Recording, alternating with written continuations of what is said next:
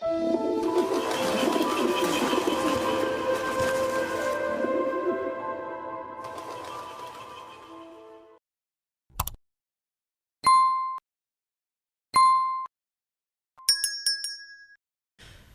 നിങ്ങളോട് പങ്കുവയ്ക്കാൻ ആഗ്രഹിക്കുന്ന ഒരു നല്ല ദൈവവചനം, അത് വിശുദ്ധ ലൂക്കായുടെ സുവിശേഷം 12-ാം അധ്യായം 8-ാമത്തെ വാക്യമാണ്. പഠിച്ചിത് പ്രാർത്ഥിച്ചാൽ ദൈവത്തിന്റെ ഉയർച്ച നമ്മൾ കാണും, നമ്മൾ അനുഭവിക്കും. വചനം ഇങ്ങനെയാണ്, 12-ാം അധ്യായം 8-ാമത്തെ വാക്യം. ഞാൻ നിങ്ങളോട് പറയുന്നു. അങ്ങനെയാണ് വചനം തുടങ്ങുന്നത്. അപ്പോൾ അത് പ്രവാചകന്മാർ പറഞ്ഞതല്ല, ശിഷ്യന്മാർ പറഞ്ഞതല്ല, ആർക്കെങ്കിലും ഒരു ദൈവിക ദർശനം കിട്ടിയിട്ട് പറഞ്ഞതുമല്ല. ദൈവം പറയുന്നൊരു വാക്ക്, ഞാൻ നിങ്ങളോട് പറയുന്നു. അടുത്ത് ശ്രദ്ധിക്കണം, മനുഷ്യരുടെ മുമ്പിൽ എന്നെ ഏറ്റു പറയുന്നവനെ എന്റെ സ്വർഗസ്ഥനായ പിതാവിന്റെ മുമ്പിലും ദൂതന്മാരുടെ മുമ്പിലും ഞാനും ഏറ്റു പറയും. ആ വചനം നിങ്ങൾ എല്ലാവരും ഒന്ന് ഏറ്റെടുത്തിട്ടൊന്ന് പ്രാർത്ഥിച്ചു നോക്കിയേ. ഈശോ പറഞ്ഞൊരു വാക്കാ, മനുഷ്യരുടെ മുമ്പിൽ എന്നെ എന്ന് പറഞ്ഞാൽ ദൈവത്തെ ഏറ്റു പറയുന്നവരെ ദൈവവും ദൂതന്മാരുടെ മുമ്പിൽ വരെ ഏറ്റു പറയും. ഹല്ലേലൂയ. എന്താണ് ആ വാക്കിന്റെ അർത്ഥം? ഇത് ഞാൻ കഴിഞ്ഞ 2 ആഴ്ചത്തെ ധ്യാനത്തിൽ നിന്ന് മനസ്സിലാക്കിയ, ധ്യാനിപ്പിക്കുന്ന സ്ഥലങ്ങളിൽ നിന്ന് മനസ്സിലാക്കിയ ഒരാത്മീയ സത്യമാണ് നിങ്ങളോട് പറയുന്നത്. നമ്മൾ എന്ത് കാര്യത്തിനാണ് നമുക്ക് നാണവും ചമ്മലും പുറകോട്ട് നിൽക്കുന്നത്? ദൈവത്തെ മനുഷ്യരുടെ മുമ്പിൽ ഏറ്റു പറയാൻ നമ്മൾ ഒരുപാട് പിറകിലാണ്. നമ്മൾ ഏറ്റു പറയും, ഇങ്ങനെ 4 ചുമരിന്റെയും ജനലിന്റെയും അകത്തിരുന്ന് നമ്മൾ എന്തും ഏറ്റു പറയും. പക്ഷെ മനുഷ്യരുടെ മുമ്പിൽ ഏറ്റു പറയാൻ നമ്മൾ ക്രിസ്ത്യാനികൾ നാമം മാത്രമായ ക്രിസ്ത്യാനികളാണ്. പക്ഷെ 1-2 സ്ഥലങ്ങളിൽ പ്രാർത്ഥിക്കാൻ പോയപ്പോൾ ദൈവം ആകാശത്തോളം ഉയർത്തിയ അനുഗ്രഹിച്ച ചിലരെ കണ്ടപ്പോൾ അവരോട് ചോദിച്ചു, നിങ്ങൾ ഇവിടെ വന്ന് ഇത്രയും അനുഗ്രഹം അനുഭവിക്കാൻ കാരണമെന്ത്? അപ്പോൾ അനുഗ്രഹത്തിന്റെ ഒരു കാരണം പറഞ്ഞു തന്നു, ഞാൻ എൻ്റെ ദൈവത്തെ ഈ ദേശത്ത് ഉയർത്തി. ഹല്ലേലൂയ. നമ്മൾ വേറൊരാളെ കാണുമ്പോൾ good morning, good afternoon, good evening ഇതാ പറയുന്നത്. നമ്മളതങ്ങനെയാ. ആരെ കണ്ടാലും ദൈവത്തിന്റെ നാമത്തെ ഒരാളോട് ഒരു പ്രൈസ് ദി ലോർഡ് പറയാൻ, അല്ലെങ്കിൽ ഒരു ഹല്ലേലൂയ പറയാൻ നമുക്ക് എന്തോ ഒരു പിടിവലി നമ്മുടെ ഉള്ളിലുണ്ട്, നമുക്ക് എന്തോ ഒരു നാണമുണ്ട്. പക്ഷേ ചില ദേശങ്ങളിൽ ചെന്നാൽ വലിയ ഹോട്ടലാണോ ആശുപത്രിയാണോ, നമ്മളെ ഒരാൾ കണ്ടാൽ അന്നേരെ ദൈവത്തെ ഉയർത്തി പറയും. അവിടെ ധ്യാനം കഴിഞ്ഞ് ഒരു ദിവസം ഒരു വലിയ ഹോട്ടലിൽ ഞങ്ങൾക്ക് ഭക്ഷണം തന്നപ്പോൾ ആ ഹോട്ടലിൽ വെച്ച് കുറച്ചു പേരെ കണ്ടപ്പോൾ അവർ ആ ഹോട്ടൽ ഒരു മുസ്ലിം സഹോദരന്റെ വലിയൊരു ഹോട്ടലാണ്, ഒരുപാട് ആളുകൾ ഭക്ഷണം കഴിക്കുന്ന സ്ഥലമാണ്. അവിടെ നിന്നപ്പോൾ എന്നെ കണ്ടപ്പോൾ അവിടെ 2 പേര് മുട്ടുകുത്തിയിട്ട് പറയാ, അച്ഛ ഒന്ന് പ്രാർത്ഥിക്കണം. ഹോട്ടലിനകത്ത് വെച്ച് കണ്ടപ്പം അപ്പോൾ അവര് പ്രാർത്ഥിക്കാൻ നേരത്തെ അവര് കാണുമെന്നല്ല, അവര് കരങ്ങൾ ഉയർത്തി ആ ഹോട്ടലിൽ വെച്ച് സ്തുതിക്കുക, ദൈവത്തെ സ്തുതിക്കുക. അപ്പൊ ഇന്ന് പ്രാർത്ഥിക്കുന്ന നമുക്ക് ഒരു ദൈവം, ഇതെന്ത് ഹോട്ടലാണല്ലോ. അവര് പറയുക, ദൈവത്തെ ഉയർത്തുന്നതിന് നമ്മൾ എന്തിനാച്ചാ നാണിക്കുന്നത്? അവസാനത്തുള്ളി ചോര വരെ തന്ന നമ്മുടെ ദൈവത്തെ നമ്മൾ മഹത്വപ്പെടുത്തിയില്ലേ, പിന്നെ ആര് മഹത്വപ്പെടുത്തും? അത് കേട്ടപ്പോൾ ഹൃദയത്തിൽ ഒരു ചലനം ഉണ്ടായിപ്പോയി. ഹല്ലേലൂയ. ഞാൻ പോയതിനേക്കാൾ ധ്യാനിപ്പിച്ച സമയത്ത് അതിന്റെ ഗുണം ഏറ്റവും കൂടുതൽ കിട്ടിയത് എനിക്കാണ്. കാരണം എൻ്റെ വിശ്വാസത്തെ അത് ആഴപ്പെടുത്തി. കാരണം എനിക്ക് മനസ്സിലായ ഒരു കാര്യം പറയാം. ഈ വചനം ഈശോ പറഞ്ഞ വചനമാണ്, മനുഷ്യരുടെ മുമ്പിൽ എന്നെ ഏറ്റു പറയുന്നവനെ ദൂതന്മാരുടെ മുമ്പിലും പിതാവായ ദൈവത്തിന്റെ മുമ്പിലും ഞാനും അവരെ ഏറ്റു പറയും. ഹല്ലേലൂയ. ഇതെന്നോട് പറഞ്ഞു തന്ന ആള് ഷാലോം ടിവിയിൽ വന്ന ഒരു പ്രഭാഷണം, അത് ജസ്റ്റിസ് കുര്യൻ ജോസഫ്, പ്രസിദ്ധനായ ഒരു മനുഷ്യൻ, സുപ്രീം കോടതിയിൽ 1000 കേസുകൾ വാദിച്ച് 10 ജഡ്ജിമാരിൽ വാദിച്ച് ജയിച്ച 10 ജഡ്ജിമാരിൽ ഒരാളാണ് ജസ്റ്റിസ് കുര്യൻ ജോസഫ്. അദ്ദേഹത്തിന്റെ ഷാലോം ടിവിയിലെ സാക്ഷ്യം എനിക്കൊരാൾ വാട്സപ്പിലൂടെ അയച്ചു തന്നു. അച്ഛൻ ഇതൊന്ന് കേൾക്കാൻ പറഞ്ഞു. അപ്പൊ ഞാൻ അത് ശ്രദ്ധയോടെ കേട്ടിട്ട് ഒരു ചെറിയ കടലാസിൽ അതൊന്ന് എഴുതി. അദ്ദേഹത്തിന്റെ ജീവിതത്തിൽ എഴുതിയിരിക്കുന്ന കാര്യം ഇങ്ങനെയാണ്: രാവിലെ നിശ്ചിത സമയം പ്രാർത്ഥിക്കും, എന്നും വിശുദ്ധ കുർബാനയിൽ പങ്കെടുക്കും. അപ്പോൾ ഒരു അദ്ദേഹത്തെക്കാൾ ഉയർന്ന പദവിയിൽ ഇരിക്കുന്ന ഒരാൾ ചോദിച്ചു, ഹൗ യു ഗെറ്റ് ടൈം? എങ്ങനെ സമയം കിട്ടുന്നു ഇതിന്? നിങ്ങൾ വലിയൊരു പൊസിഷനിൽ ഇരിക്കുന്ന ആളല്ലേ? പ്രസിദ്ധനായ ഒരാൾ ചോദിച്ചു, താങ്കൾക്ക് എങ്ങനെ സമയം കിട്ടുന്നു പ്രാർത്ഥിക്കാൻ? ഹൗ, എങ്ങനെ? അപ്പോൾ അദ്ദേഹം പറഞ്ഞത് ഇങ്ങനെയാണ്: ദൈവത്തിനു വേണ്ടി സമയം മാറ്റി വച്ചിട്ട് എനിക്ക് ഇന്ന് വരെ ഒരു നഷ്ടവും ഉണ്ടായിട്ടില്ല. ഹല്ലേലൂയ. നമ്മളെല്ലാം മാറ്റി ദൈവത്തിന് വേണ്ടി ഞാൻ എന്തേലും മാറ്റി വച്ചിട്ടുണ്ടെങ്കിൽ എനിക്ക് ഒന്നും നഷ്ടമായിട്ടില്ല. എനിക്ക് എന്തെങ്കിലുമൊക്കെ കുറെ കൂടി കിട്ടിയിട്ടേ ഉള്ളൂ, എനിക്കാ ലാഭം. പക്ഷേ വിശ്വാസികൾ അല്ലാത്തവരും ഹൗ യു ഗെറ്റ് ടൈം? എങ്ങനെ സമയം കിട്ടുന്നു? എവിടെ സമയം? പക്ഷെ അദ്ദേഹം പറഞ്ഞു, അത് കഴിഞ്ഞിട്ടേ ഉള്ളൂ. എത്ര വലിയ ആളുകൾ പറഞ്ഞാലും എന്റെ പ്രാർത്ഥന, എന്റെ ദൈവത്തെ ഉയർത്താൻ കിട്ടുന്ന ഒരു സമയവും ഞാൻ കളഞ്ഞിട്ടില്ല. ആ വ്യക്തിക്ക് ദൈവം എല്ലാവരും കാണുക, ഉയർത്തി നിർത്താൻ കാരണം ദൈവത്തെ ഉയർത്തിയ ഒരു മനുഷ്യനാണ് ജസ്റ്റിസ് കുര്യൻ ജോസഫ്. അദ്ദേഹത്തിന്റെ ശാലോൺ ടിവിയിലെ ഒരു വലിയ സാക്ഷ്യം. എന്നിട്ട് അദ്ദേഹം പറഞ്ഞ കാര്യം, നമ്മൾ സാധാരണക്കാരായ നമ്മൾ കുറെ പഠിക്കാനുണ്ട് ഈ വ്യക്തിയിൽ നിന്ന്, ഈ വ്യക്തി പറഞ്ഞ സാക്ഷ്യത്തിൽ നിന്ന്. അദ്ദേഹം പറയാണ്, ദൈവത്തെ ഉയർത്താൻ എനിക്ക് എന്തേറെ സന്തോഷമുണ്ടെന്ന് അദ്ദേഹം പറയാണ്. ഒരു വിനോദയാത്രയ്ക്ക് പോകുന്നേക്കാൾ സന്തോഷമാണ് എനിക്ക് ദൈവത്തെ ഉയർത്താൻ ഒരു സമയം കിട്ടിയാൽ എന്റെ മനസ്സിൽ അന്നേരത്തെ സന്തോഷം വിനോദയാത്രയ്ക്ക് പോകുന്നേക്കാൾ വലിയ സന്തോഷമാണ്. പറഞ്ഞേ ഹല്ലേലൂയ. ഒന്നുറക്കെ പറഞ്ഞേ ഹല്ലേലൂയ. ഒരു കാര്യം കേട്ട്, നമ്മൾ ഈ പറയുന്ന ഹല്ലേലൂയ എന്ന ആ വാക്കിനകത്ത് പോലും നിങ്ങൾക്കുള്ള ഒരു കുഞ്ഞ് അനുഗ്രഹിച്ചിരിപ്പുണ്ട്. നമ്മൾ ഒരു പ്രാവശ്യം പറയില്ലേ, ഇവിടെ പറയിപ്പിക്കും ഹല്ലേലൂയ എന്ന് പറയില്ലേ? ആ പറയുന്ന ആ വാക്കിൽ തന്നെ നിങ്ങൾ സ്വീകരിക്കേണ്ട ഒരു കുഞ്ഞ് അനുഗ്രഹം ദൈവം അതിനകത്ത് വെച്ചിട്ടുണ്ട്. നമ്മൾ ഒരു പ്രാവശ്യം പറയുമ്പോൾ ദൈവത്തെയാ ഉയർത്തുന്നേ, അത് സ്വർഗത്തിന്റെ ഭാഷയാ, അതിനകത്തൊരു അനുഗ്രഹമുണ്ട്. പറഞ്ഞേ ഹല്ലേലൂയ. പറഞ്ഞേ ഹല്ലേലൂയ. എന്നിട്ട് അദ്ദേഹം പറഞ്ഞൊരു സാക്ഷികൾ പറഞ്ഞ് അവസാനിപ്പിക്കാം. ഞാൻ ഇത് എന്റെ മക്കളെ പഠിപ്പിച്ചു. ജസ്റ്റിസ് കുര്യൻ ജോസഫ് അദ്ദേഹത്തിന്റെ മക്കളെ ഇത് പഠിപ്പിച്ചു. എന്ത്? പഠിച്ചുകൊണ്ടിരിക്കുന്ന മക്കളെ ദൈവത്തോട് അടുപ്പിച്ച് പ്രാർത്ഥിക്കാനും ദൈവത്തെ ഉയർത്താനും പഠിപ്പിച്ചു. എന്നിട്ട് അദ്ദേഹം പറഞ്ഞിരിക്കുന്നത് ഇങ്ങനെയാണ്: എന്റെ മക്കള് പഠിക്കുന്ന അതേ സ്കൂളിൽ മറ്റ് പ്രസിദ്ധരായ പ്രഗത്ഭരായ മാതാപിതാക്കളുടെ മക്കളും പഠിക്കുന്നുണ്ട്. അവരൊരു പക്ഷെ എന്റെ മക്കളെ പോലെ ഇത്രയും സമയം പ്രയർ ടൈമിലും പ്രാർത്ഥിച്ചിട്ടൊന്നും ആയിരിക്കില്ല. അവരുടെ ബുദ്ധിയിൽ ആശ്രയിച്ച് അവർ പഠിക്കുന്നു, പരീക്ഷ എഴുതുന്നു. അവർ പ്രാർത്ഥിക്കുന്ന സമയം കൂടി പഠിക്കും, ദൈവത്തെ മഹത്വപ്പെടുത്താൻ കിട്ടുന്ന സമയം കൂടി പഠിക്കും. എന്റെ മക്കൾ ദൈവത്തെ ഉയർത്താൻ കിട്ടുന്ന സമയം ദൈവത്തെ ഉയർത്താൻ ഉപയോഗിക്കും. എന്നിട്ട് റിസൾട്ട് വരുമ്പോ പ്രാർത്ഥിക്കാൻ ആ സമയം പോലും പഠിച്ച് പരീക്ഷ എഴുതിയ മക്കളെക്കാൾ മാർക്ക് കിട്ടി ഉയർത്തി നിർത്തുന്നത് ദൈവത്തെ ഉയർത്താൻ സമയം കാണിച്ച എന്റെ മക്കൾക്കാണ്. ഹല്ലേലൂയ. നോക്കിക്കേ, ദൈവത്തെ ഉയർത്താൻ നമുക്കൊരവസരം കിട്ടിയാൽ അവിടെ ഉയർത്തുന്നവരെ ബൈബിൾ പഠിപ്പിക്കുന്നു, സ്വർഗസ്ഥനായ പിതാവും അവരെ തലമുറയെ ഉയർത്തി നിർത്തും. ഇത് നമ്മൾ ഓരോരുത്തരും, ഞാനും നിങ്ങളും ഇതൊരു പാഠമായി സ്വീകരിക്കണം. അപ്പൊ ഈ എന്നോട് പറഞ്ഞ ഒരു വ്യക്തി ഒരു ഭയങ്കര സാക്ഷ്യം പറഞ്ഞു. ലേക്ക് ഷോർ ഹോസ്പിറ്റലിൽ, എറണാകുളം ലേക്ക് ഷോർ ഹോസ്പിറ്റലിൽ അദ്ദേഹത്തിന്റെ കുടുംബത്തിൽപ്പെട്ട ഒരാൾ കള്ള് കുടിച്ച് മദ്യപിച്ചിട്ട് ലിവർ സിറോസിസും പിടിച്ചു, കിഡ്നി ഫെയിൽ ആയി പോയി, വളരെ മരണത്തോടടുത്ത് കട്ടിലേക്ക് കിടക്കുകയാണ്. അപ്പോൾ ഇയാൾ ആശുപത്രിയിൽ ഇദ്ദേഹത്തെ കാണാൻ ചെല്ലുമ്പോൾ ഭാര്യ ആശുപത്രിയുടെ വരാന്തയിൽ നിന്ന് ടർക്കി കടിച്ചു പിടിച്ച് കരയുവാണ്. എന്ന് പറഞ്ഞാൽ ടർക്കി വായിലകത്ത് വെച്ച് കടിച്ച് കരയാണ്.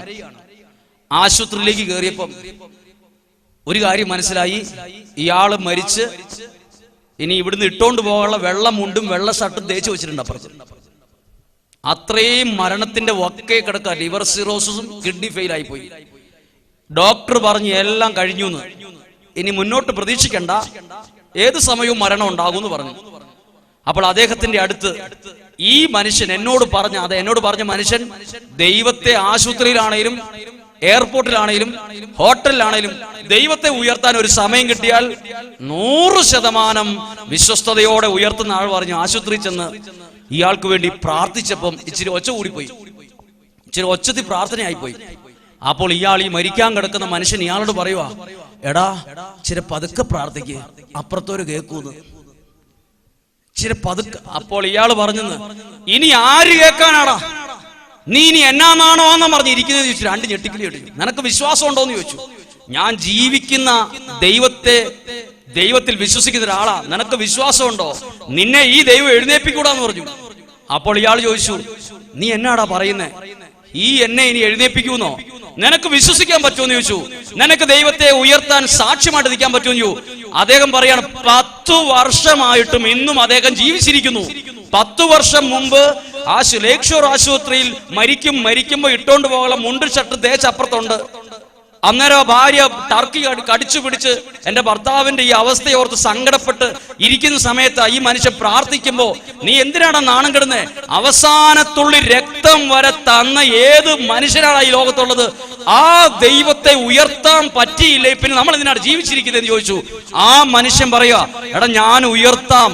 ശ്രദ്ധിച്ചേ, ദൈവത്തിന്റെ നാമം ഉയർത്താൻ മനസ്സ് വെച്ചാൽ ആ വ്യക്തിയെ ദൈവം ഉയർത്തും. ആ വ്യക്തിയുടെ തലമുറയും ദൈവം ഉയർത്തും. എല്ലാ വിധത്തിലും ഈ ഉയർച്ച അനുഭവിക്കാൻ പറ്റും. ഒരു കരം ഉയർത്തി ഉറക്കെ പറയാമോ? ഹല്ലേലൂയാ, ഹല്ലേലൂയാ, ഹല്ലേലൂയാ. നമ്മളിപ്പോ കേട്ട ദൈവത്തെ ഉയർത്തും. നമ്മളൊക്കെ ദൈവത്തെ അറിഞ്ഞവരാണെന്ന് നമ്മൾ പറയുന്നു. പക്ഷെ നമ്മളിൽ നിന്ന് ദൈവത്തെ, നമ്മളിലൂടെ എത്ര പേര് ദൈവത്തെ അറിഞ്ഞിട്ടുണ്ട്? നമ്മൾ ഇവിടെ ഇരുന്ന് സ്തുതിക്കും, പ്രാർത്ഥിക്കും ഒക്കെ ചെയ്യും. എന്നിലൂടെ എത്ര പേര് ദൈവത്തെ അറിഞ്ഞിട്ടുണ്ട്? ബൈബിളിൽ പറയുന്നുണ്ട്, ഫലത്തിൽ നിന്ന് എന്തറിയപ്പെടും?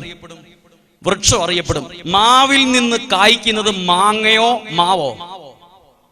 മാവിൽ നിന്ന് കായ്ക്കുന്നത് മാങ്ങയാന്ന് നമ്മൾ സാധാരണ ബുദ്ധിയിൽ പറയും. എന്നാൽ ഒരു മാവിൽ നിന്ന് ഓരോ വർഷവും കായ്ക്കുന്നത് 100 കണക്കിന് മാവാ. കാരണം ആ മാങ്ങയ്ക്കകത്ത് ഓരോ മാങ്ങയ്ക്കകത്ത് ഒരു മാവാ ഇരിക്കുന്നത്. ഒരു മാവ് കായ്ക്കുന്നത് ഓരോ വർഷവും 100 മാവിനെയാ. അങ്ങനെയാണെങ്കിൽ ദൈവത്തെ അറിഞ്ഞ ഒരു മനുഷ്യനിലൂടെ ഉണ്ടാവേണ്ട ഫലം ഓരോ വർഷവും 100 കണക്കിന് ആളുകൾ ഞാനെന്ന വ്യക്തിയിലൂടെ ഈ ദൈവത്തെ അറിയാനിടയാകണം. അതാ നമ്മുടെ വിളി. ദൈവത്തെ ഉയർത്തുന്നവരെ ദൈവവും ഉയർത്തും. എന്നിട്ട് ഈ മനുഷ്യൻ അദ്ദേഹത്തിന് ഒരു അനുഭവം പറഞ്ഞു. വർഷങ്ങൾക്ക് മുമ്പ് അദ്ദേഹം ഈ ദേശത്ത് വരുമ്പോ ഒന്നുമില്ലാത്തവനായിട്ട് വന്നു. എന്നിട്ട് അദ്ദേഹം പറഞ്ഞു, എനിക്ക് ബൈബിളിൽ 2 പേരെ വലിയ ഇഷ്ടമാണ്, ജോസഫിനെയും ദാവീദിനെയും. 2 പേരും ഒന്നുമില്ലാത്തവരായി തകർന്നു പോയവരാ, ദൈവം പിടിച്ചു കയറ്റിയവരാ. 2 പേരും ഒന്നുമില്ലായ്മ. നമ്മുടെ ദൈവത്തിന് പ്രത്യേകതയുണ്ട്. ഒന്നുമില്ലായ്മയെന്നും വിശ്വസിച്ച് നിന്നാൽ പിടിച്ചു കയറ്റി ഉയർത്തി നിർത്തുന്നവനാ നമ്മുടെ ദൈവം. എപ്പോഴും നമ്മൾ ഓർക്കണം, നമ്മുടെ ദൈവം ചെറിയ ദൈവമല്ല, വലിയ കാര്യങ്ങൾ ചെയ്യുന്ന വലിയവനായ ദൈവമാണ്. അതെപ്പോഴും മനസ്സിൽ പറയണം. എന്നിട്ട് ഈ മനുഷ്യൻ വർഷങ്ങൾക്കും 5 മാസവും 22 ദിവസവും ഭക്ഷണമില്ലാതിരിക്കുന്ന സമയത്ത് അദ്ദേഹം ഇങ്ങനെ തീരുമാനിച്ചു, ഭക്ഷണമില്ല, അത്രയും പട്ടിണിയാണ്, ജോലിയില്ല. അവിടെ ഇരിക്കുമ്പോൾ അദ്ദേഹം ഒരു ജോലിക്ക് കയറിയ ഒരു സ്ഥാപനം, ആ സ്ഥാപനത്തിന്റെ ജനറേറ്റർ വെച്ചിരിക്കുന്ന സ്ഥലത്ത് പോയി, വലിയ ജനറേറ്ററിന് സൗണ്ട് ഉള്ള ജനറേറ്ററിന് അടുത്ത് പോയി ഇയാൾ അലറി ദൈവത്തെ വിളിച്ചു, ഓച്ചത്തിൽ ദൈവത്തെ സ്തുതിച്ചു. അപ്പോൾ മറ്റു മുസ്ലിം രാജ്യമാണത്. പല ആളുകളും ചോദിച്ചു, എന്താ പരിപാടി? അവർക്കിത് പിടികിട്ടിയില്ല, എന്താ പരിപാടി, എന്തായാലും എന്തോ ഒരു പ്രാർത്ഥനയാണെന്ന് മനസ്സിലായി. അങ്ങനെ അദ്ദേഹം എയർപോർട്ടിന്റെ അടുത്ത് ദൈവത്തെ ഉയർത്തിയ ഈ മനുഷ്യൻ ഒരു ചെറിയ സ്ഥാപനം തുടങ്ങി, ഒരു കച്ചവടം തുടങ്ങി, ഒരാളോട് ചേർന്ന് തുടങ്ങി. അവിടെ ലഹരി വസ്തുക്കളൊന്നും വിൽക്കത്തില്ല, നീതിയായിട്ടുള്ള ഒരു ബിസിനസ്, ശരിയായ വിധത്തിൽ, ആർക്കും ദോഷമില്ല, നല്ല സാധനങ്ങൾ ന്യായമായ വിലയ്ക്ക്, കള്ളത്തിൽ അറക്കുന്ന ഒന്നുമില്ലാത്ത, മനുഷ്യനെ നശിപ്പിക്കുന്ന ലഹരി വസ്തുക്കളൊന്നുമില്ല. അപ്പോൾ ഈ സ്ഥാപനത്തിന്റെ ചുറ്റുവട്ടത്തുള്ള പല മലയാളികളും ഇയാളെ വന്ന് കളിയാക്കി. അവിടെയുള്ള കച്ചവട സ്ഥാപനങ്ങളിലൊക്കെ ആളുകൾ തിങ്ങി, ഇഷ്ടംപോലെ ആളുകളും കച്ചവടം വരുമ്പോൾ ഇയാളുടെ കടയിൽ ആരും കയറില്ല. അപ്പോൾ ഇയാൾ ഇങ്ങനെ ചിന്തിച്ചു, പല മലയാളികളും കളിയാക്കി, എടാ നീ വിചാരിച്ച നാട് നന്നാവോടാ, നീ വിചാരിച്ച നാട് നന്നാവുമെന്ന് നീ വിചാരിച്ചോണ്ട് നിനക്ക് തെറ്റിയെന്ന് പറഞ്ഞ് കളിയാക്കി. ഇവര് പോയി കഴിയുമ്പോൾ ഈ മനുഷ്യൻ ആ കടയിൽ നിന്ന് കൈ ഉയർത്തി ദൈവത്തെ ഉയർത്തിയിട്ട് ചോദിക്കും, നീതിയായിട്ട് നിന്ന ദൈവം നീതിയായിട്ട് നിൽക്കുന്നതാ ഞാൻ, എന്നെ നീതിയായിട്ട് അനുഗ്രഹിക്കണം എന്ന് പറഞ്ഞു. അങ്ങനെ പ്രാർത്ഥിച്ചു കഴിയുമ്പോൾ മുസ്ലിമിൻ രാജ്യത്തുള്ള ആ രാജ്യത്തെ ഒരു പട്ടാളത്തിന്റെ മേധാവി ഇയാളുടെ സ്ഥാപനത്തിൽ, ഇയാളുടെ കടയിൽ, ചെറിയ കടയിൽ വന്നു. പട്ടാളത്തിന്റെ ഉയർന്നയാള്, ഇയാള് കടയിൽ ലഹരി വസ്തുക്കൾ വിൽക്കുന്നില്ല എന്ന് ആരോ പറഞ്ഞു കേട്ടിട്ട് വന്നതാണ്. എന്നിട്ട് അയാൾ ഇങ്ങനെ ചോദിച്ചു, താങ്കൾ എന്തുകൊണ്ടാണ് ഇവിടെ ലഹരി വസ്തുക്കളൊന്നും വിൽക്കാത്തത്? അയാൾ അന്നേരം ആ മുസ്ലിമായ അയാളുടെ മുമ്പിൽ പറഞ്ഞു, അതെ സാർ, ഞാനൊരു വിശ്വാസിയാണ്, സാധാരണ വിശ്വാസിയല്ല, ഞാനൊരു ക്രിസ്ത്യാനിയാണ്.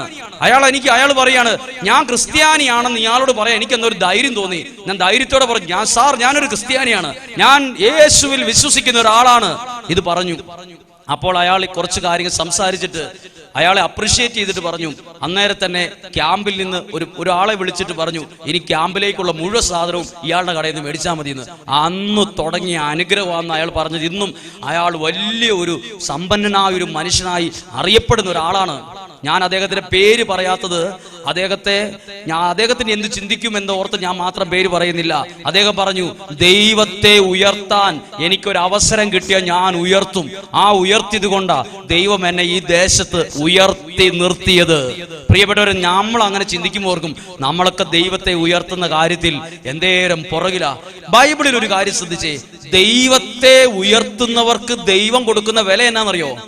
അത് നിങ്ങൾ പഠിച്ചിരിക്കണം. പ്രഭാഷകന്റെ പുസ്തകം 10-ാം അധ്യായം 24-ാമത്തെ വാക്യം ശ്രദ്ധിച്ചു, ഇത് പഠിച്ചു.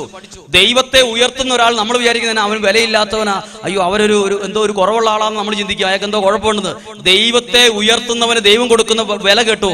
പ്രഭാഷകൻ 10:24, പ്രഭുവും ന്യായാധിപനും ഭരണാധികാരിയും ബഹുമാനിക്കപ്പെടും, എന്നാൽ അവരിൽ ആരും ദൈവഭക്തനോളം ശ്രേഷ്ഠനല്ല. ആരൊക്കെയാ? പ്രഭുക്കൾ, ഭരണാധികാരി, ന്യായാധിപൻ, അവരൊക്കെ വലിയ സ്ഥാനങ്ങളിൽ ഇരിക്കുന്ന. പക്ഷെ ദൈവവചനം പറയുക, അവരെക്കാൾ വിലയാണ് ദൈവത്തെ ഉയർത്തുന്ന ദൈവഭക്തന്. ഹല്ലേലൂയ. ഈ വചനം നോക്കി, ഇത് ഞാൻ വെറുതെ പറഞ്ഞ വചനം. പ്രഭാഷകൻ 10:24, പ്രഭുവും ന്യായാധിപനും ഭരണാധികാരിയും എല്ലാവരാലും ബഹുമാനിക്കപ്പെടും, എന്നാൽ അവരെക്കാൾ ബഹുമാനിക്കപ്പെടുന്നത് ദൈവഭക്തനാണ്, ദൈവത്തെ ഉയർത്തുന്നവനാണ്. ദൈവത്തിനെ ഉയർത്തുന്നവൻ അവരെക്കാൾ ബഹുമാന്യനാണ്. അപ്പൊ ദൈവം ആർക്കാ? ഭരണാധികാരിക്കാണോ, ന്യായാധിപനാണോ, പ്രഭുവിനാണോ വില കൊടുക്കുന്നേ? ദൈവഭക്തൻ കഴിഞ്ഞിട്ടേ ഉള്ളവര് ദൈവസന്നിധിയിൽ. പിന്നെന്തിനാ നമ്മൾ പുറകോട്ട് നിൽക്കുന്നത്? ദൈവത്തെ ഉയർത്തുന്ന കാര്യത്തിൽ നമ്മൾ മുന്നിൽ നിൽക്കണം. പറഞ്ഞേ ഹല്ലേലൂയ. ഒരു കരം ഉയർത്തി ഉറക്കെ പറയാമോ? Hallelujah, hallelujah. ശരിക്കും ഈ വചനവും ഈ അനുഭവം ഉണ്ടല്ലോ, നമ്മുടെ ഉള്ളിൽ ഒരു പ്രത്യേക ഫയർ, ഒരു തീ നമ്മളിൽ കത്തിക്കും. നമ്മുടെ ഉള്ളിൽ ഞാനൊരു വിശ്വാസിയാണെന്ന് എത്ര പേർക്ക് അഭിമാനമുണ്ട്? ഞാനൊരു ക്രിസ്ത്യാനിയാണ് നമ്മൾ എത്ര പേരോട് പറയും? നമ്മൾ വേറെ ഒരു 10 പേര് നിൽക്കുമ്പോൾ ദൈവത്തെക്കുറിച്ച് പറയാൻ നമുക്ക് നാണമല്ലേ? നമ്മൾ വിചാരിക്കുക, അയാൾ എന്ത് വിചാരിക്കും? ദൈവത്തെക്കുറിച്ച് പറയാൻ നാണിക്കണ്ട. അവരും ഇവരും നമ്മളെ കളിയാക്കിയാലും നമ്മളെ ഉയർത്താൻ കാത്തു നിൽക്കുന്ന ഒരു ദൈവത്തിന്റെ കരം കണ്ണടച്ചാൽ നമ്മുടെ കൺമുമ്പിൽ കാണാൻ പറ്റും. ദൈവഭക്തനോളം ശ്രേഷ്ഠനല്ല ആരും. ഹല്ലേലൂയ. ഇനി ഞാൻ ബൈബിൾ ഇത് വെച്ച് പരിശോധിച്ചു. ബൈബിളിൽ നമുക്കൊക്കെ പരിചയമുള്ള, ഇതിനോടകം വ്യാഖ്യാനിച്ചും പറഞ്ഞും ക്ലാസ് എടുത്തിട്ടുള്ള ഒരു വചനമുണ്ട്. മർക്കോസിന്റെ സുവിശേഷം 10-ാം അധ്യായത്തിൽ 46 മുതലുള്ള തിരുവചനത്തിൽ ബർത്തേമിയൂസ് എന്ന് പറയുന്ന ഭിക്ഷക്കാരനെ കുറിച്ച് ബൈബിളിൽ എഴുതിയിട്ടുണ്ട്. ഒരു നിമിഷം ശ്രദ്ധിച്ച്, ഭിക്ഷക്കാരൻ ആരാണ്? ആ ഭിക്ഷയെടുക്കുന്ന സ്ഥലത്തിരുന്ന് അയാൾ യേശു ക്രിസ്തുവിനെ ഉയർത്തി. അപ്പോൾ കൂടെ ഉണ്ടായിരുന്ന വലിയ ജനക്കൂട്ടത്തിലെ മുഴുവൻ വീരശൂര പരാക്രമികളെല്ലാം പറഞ്ഞു, മിണ്ടാതിരിക്കടാ, നാണമില്ലേ, നീ എന്തിനാ ഒച്ച വെക്കുന്നതെന്ന് ചോദിച്ചു. പക്ഷെ ആ ഭിക്ഷക്കാരൻ അത് മൈൻഡ് ചെയ്യാതെ എന്റെ ദൈവത്തെ ഉയർത്തും എന്ന രീതിയിൽ അയാൾ കൂടുതൽ ഒച്ചത്തിൽ വിളിച്ചപ്പം എല്ലാവരുടെയും മുമ്പിൽ ആരെയാ ദൈവം മാനിച്ചത്? ദൈവത്തിന്റെ യേശുക്രിസ്തുവിന്റെ നാമത്തെ ഉയർത്തിയ മനുഷ്യനെ ഒരാളോട് പറഞ്ഞു, അവനെ ഇങ്ങോട്ട് വിളിച്ചുകൊണ്ടിരാൻ പറഞ്ഞു. എല്ലാവരുടെ മുമ്പിലും അവനൊരു നില അവിടെ ഉണ്ടാക്കി കൊടുത്തു. ദൈവത്തെ ഉയർത്തുന്നവൻ ഇപ്പൊ കഷ്ടപ്പാടിലും സങ്കടത്തിലുമാണെങ്കിലും അവനെ ദൈവം അഭിമാനത്തോടെ ഉയർത്തി നിർത്തും. പറഞ്ഞു ഹല്ലേലൂയ. അവർക്ക് പറഞ്ഞു ഹല്ലേലൂയ. ഇത് തന്നെ വീണ്ടും അപ്പസ്തോല പ്രവർത്തനത്തിൽ 27-ാമത്തെ അധ്യായത്തിൽ മുഴുവൻ ഇത് എഴുതിയിരിക്കുന്നത്. പൗലോസ്ലീഹ മാൾട്ടായിലേക്കുള്ള ഒരു കപ്പൽ യാത്രയുടെ സമയത്ത് കപ്പൽ തിരമാലയിലും കൊടുങ്കാറ്റിലും പെട്ട് അപകടത്തിൽപ്പെട്ടപ്പം ആ കപ്പലിൽ ഉണ്ടായിരുന്ന എല്ലാവരും കേൾക്കെ പൗലോസ്ലീഹ പറഞ്ഞു, എന്റെ ദൈവം രക്ഷിക്കും, എന്റെ ദൈവം ഈ കപ്പലിലുള്ള ഒരാളുടെ തലമുടിയുടെ പോലും നഷ്ടപ്പെടാതെ ദൈവം സൂക്ഷിക്കുമെന്ന് പറഞ്ഞു. ദൈവത്തെ ആ കപ്പലിൽ വെച്ച് ഉയർത്തിയപ്പോ, മാൾട്ട എന്ന് പറയുന്ന സ്ഥലത്തെത്തിയപ്പം പൗലോസ്ലീഹ അവിടുത്തെ വലിയൊരു പ്രഭുവിനേക്കാൾ മാന്യതയും വിലയുമാ അവിടെയുള്ള ആളുകൾ കൊടുത്തത്. ശ്രദ്ധിച്ചേ, ദൈവത്തിന്റെ നാമത്തെ ഉയർത്തിയാൽ ദൈവം എന്നെയും എന്റെ കുടുംബത്തെയും ഉയർത്തും.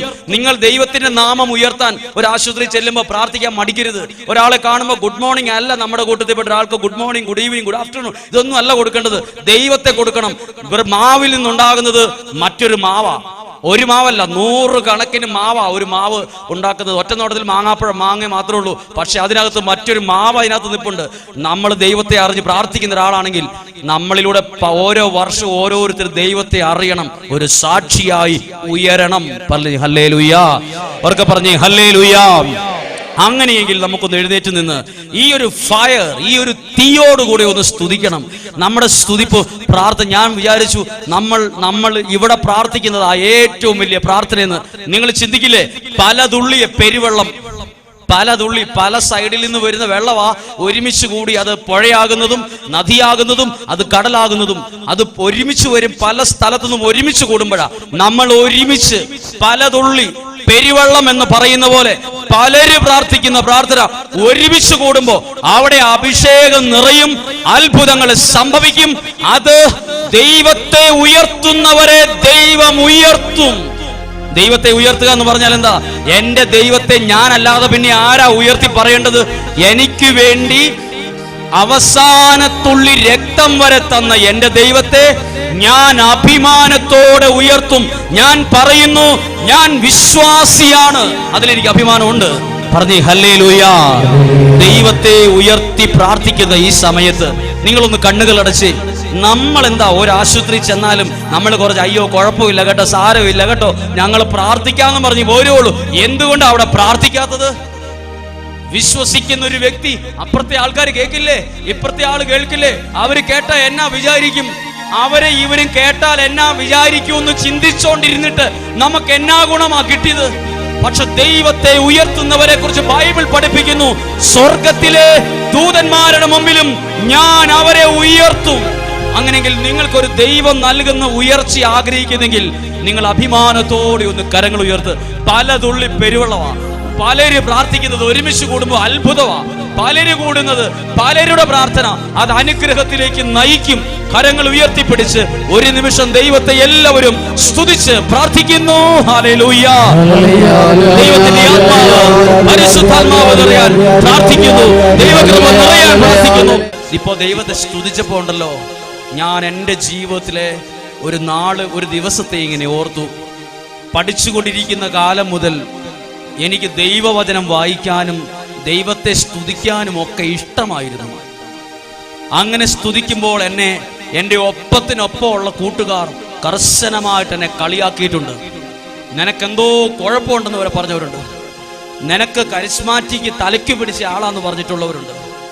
എൻ്റെ കൂട്ടുകാർ സമപ്രായക്കാര്. പക്ഷെ ഞാനിങ്ങനെ ഓർക്കുക, അവര് കളിയാക്കിയപ്പോഴും എനിക്ക് എന്തോ ഒരു കുഴപ്പമുണ്ടെന്ന് പറഞ്ഞപ്പോഴും ഞാൻ അന്നേരമൊക്കെ പേടിച്ച് അവിടെ ലജ്ജിച്ച് തല താഴ്ത്തി പ്രാർത്ഥിക്കാതെ പോയായിരുന്നെങ്കിൽ ഇന്ന് എനിക്ക് അനുഭവിക്കാൻ കഴിഞ്ഞ ഈ അനുഗ്രഹം എനിക്ക് കിട്ടില്ലായിരുന്നു.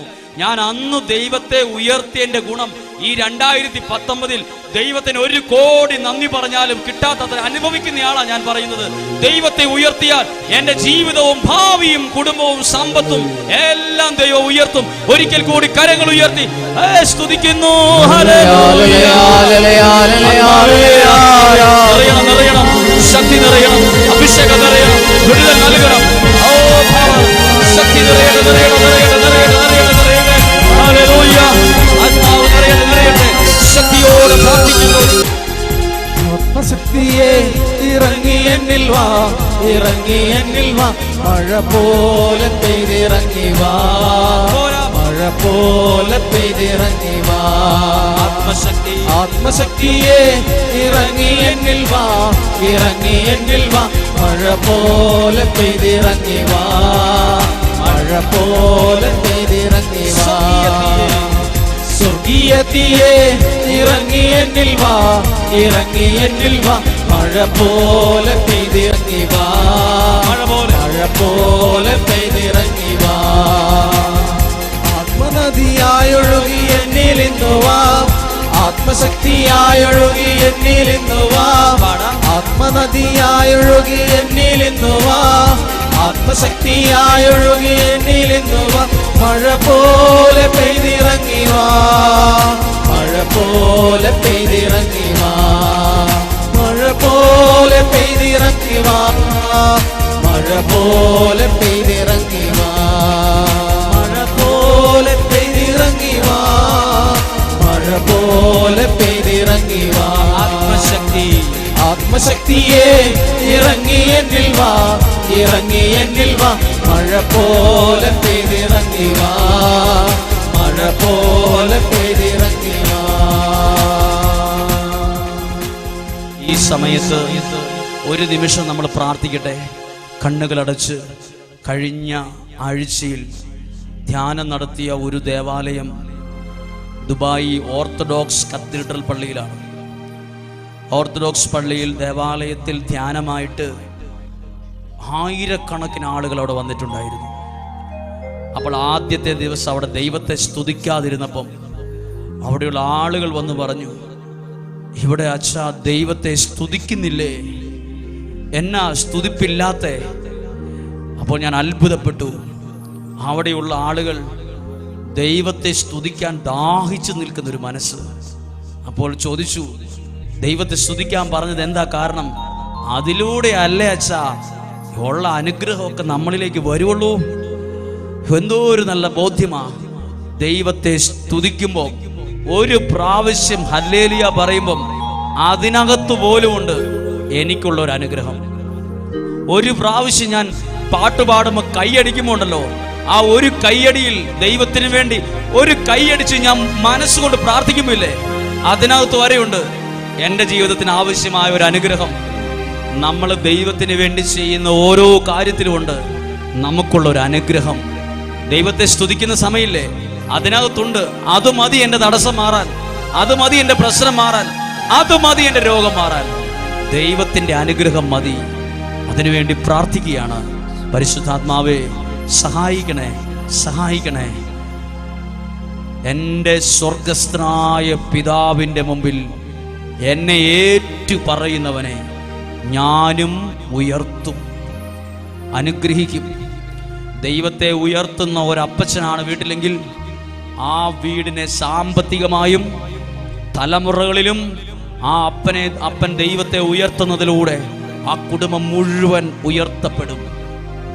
ഒരമ്മ ദൈവത്തെ ഉയർത്തുമ്പോൾ ആ കുടുംബത്തിൻ്റെ എല്ലാ മേഖലകളിലും ദൈവത്തിൻ്റെ ആ ഉയർച്ച നമ്മൾ അനുഭവിക്കും. പരിശുദ്ധ അമ്മേ, ഇന്ന് ഞങ്ങൾ ഭവനങ്ങളിലേക്ക് പോകുമ്പം ഞങ്ങളുടെ ഉള്ളിൽ ഞാനൊരു വിശ്വാസിയാന്നുള്ള അഭിമാനം തരണം. നീ ഒരു വിശ്വാസിയാണോ എന്ന് ചോദിക്കുമ്പോൾ തലയെ കുനിച്ച് അതിലേ പോകുന്ന ഒരാളാകരുത്. ഞാൻ വിശ്വാസിയാണ്, എനിക്കൊരു ദൈവമുണ്ട്, ആ ദൈവം വലിയവനാണെന്ന് അവരുടെ മുഖത്ത് നോക്കി പറയാനുള്ള ഒരാത്മബലം. അതാ പാടിയത്, ആത്മശക്തി വേണം. ശക്തി ഇല്ലെങ്കിൽ നടുവളയും തല കുനിയും. ശക്തി വേണം. എനിക്കൊരു ദൈവമുണ്ട്, ആ ദൈവം എന്നെ ഉയർത്തും, ആ ദൈവം എന്നെ അനുഗ്രഹിക്കും. നമുക്ക് ആ ഒരു നല്ല വിശ്വാസത്തോടെ പ്രാർത്ഥിക്കാം.